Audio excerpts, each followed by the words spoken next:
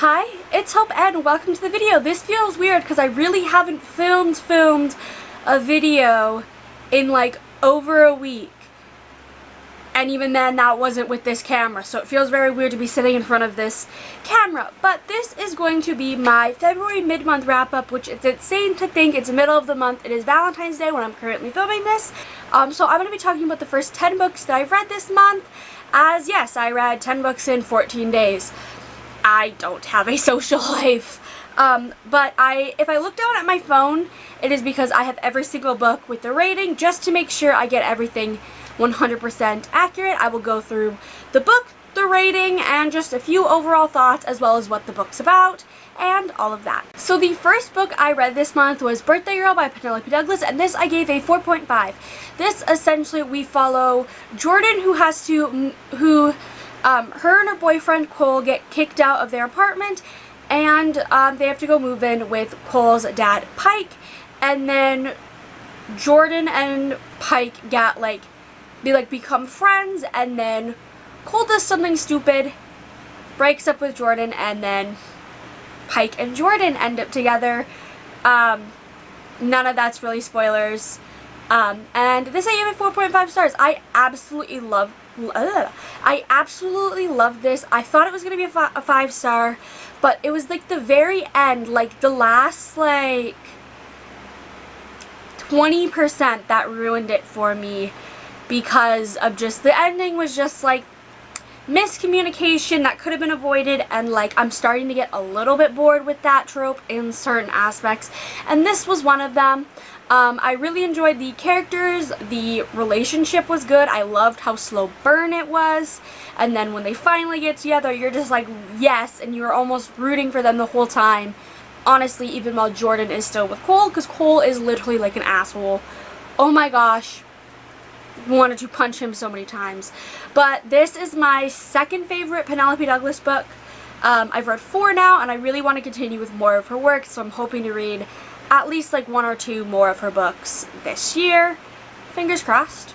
The next book was Barbarian Alien by Ruby Dixon. This is the second book in the Ice Planet Barbarian series, where essentially, like each book in the series, we follow a different girl, and in the first book, essentially these girls are kidnapped by aliens, then those aliens dump them onto this planet, where in the first book we have Georgie, who ends up going out and exploring and finding big blue aliens, and then in the second book we're following Liz and Rahush, and yeah, it's literally just alien smut.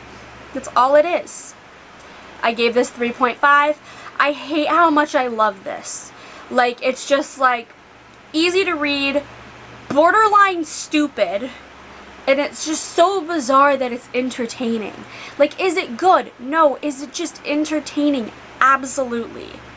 The next book was Claimed by Cupid by Dana Isley, and this is a smutty novella. We follow the characters Nick and Holly on Valentine's Day. They have a smutty Valentine's Day. This is it's the sequel to Dipped in Holly, which is literally just a Christmas novella, and now it's a Valentine's Day novella, and like this I gave 4 stars.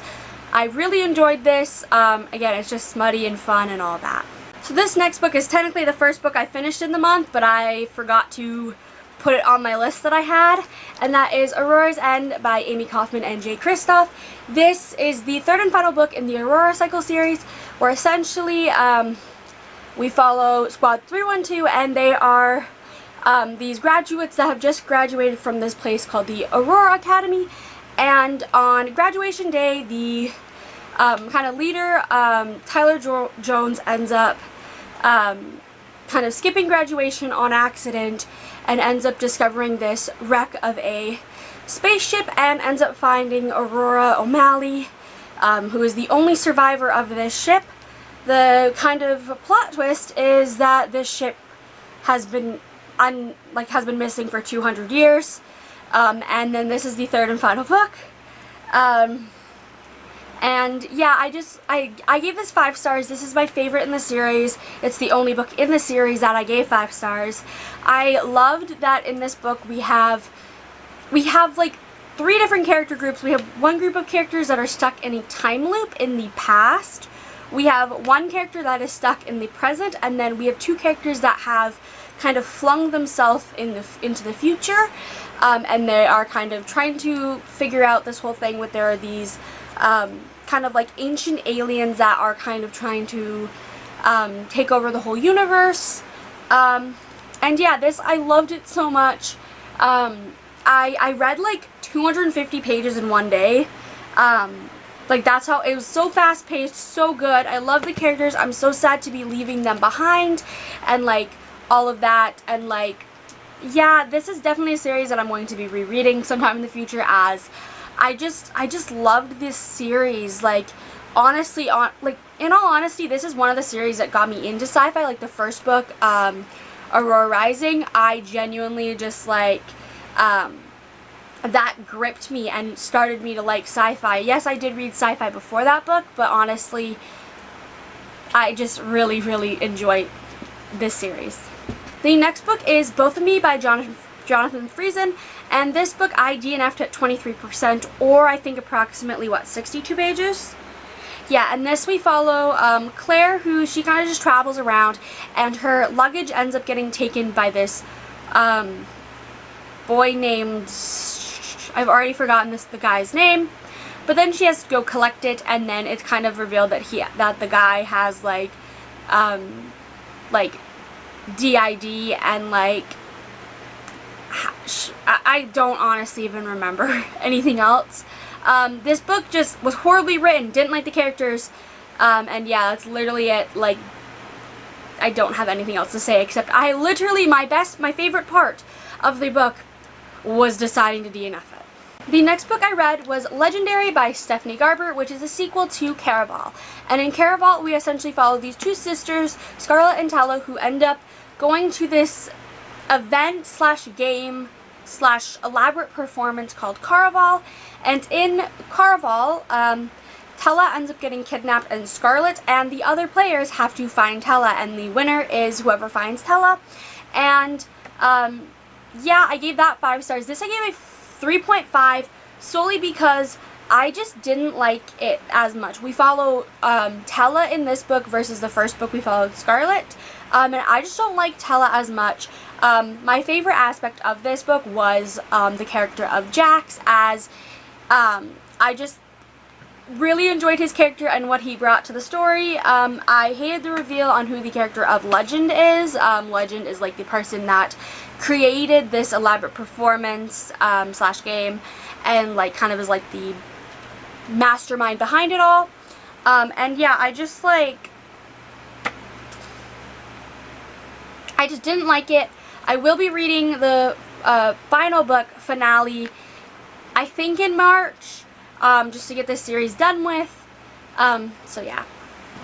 The next 4 books are all a part of a series, so I'm going to talk about them all in whole, just because, well, it follows the same story, and that is the Sainthood series by Siobhan Davis. The first book being, I'm just going to scooch over so I can put them all here.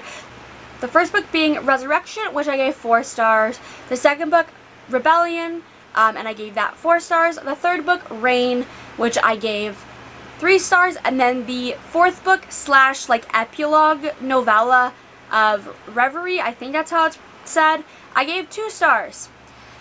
This series, I have an entire vlog on this series. Well, it also includes me reading Legendary and then the next book I'm going to mention, so more of my thoughts will be in that. But this series, essentially we follow Harlow, who ends up, her dad ends up dying, stuff ends up happening, and she ends up having to switch the school and ends up getting kind of like involved with these guys that are part of this like gang called the Sainthood, and that she kind of like gets involved with them. It's violent, it's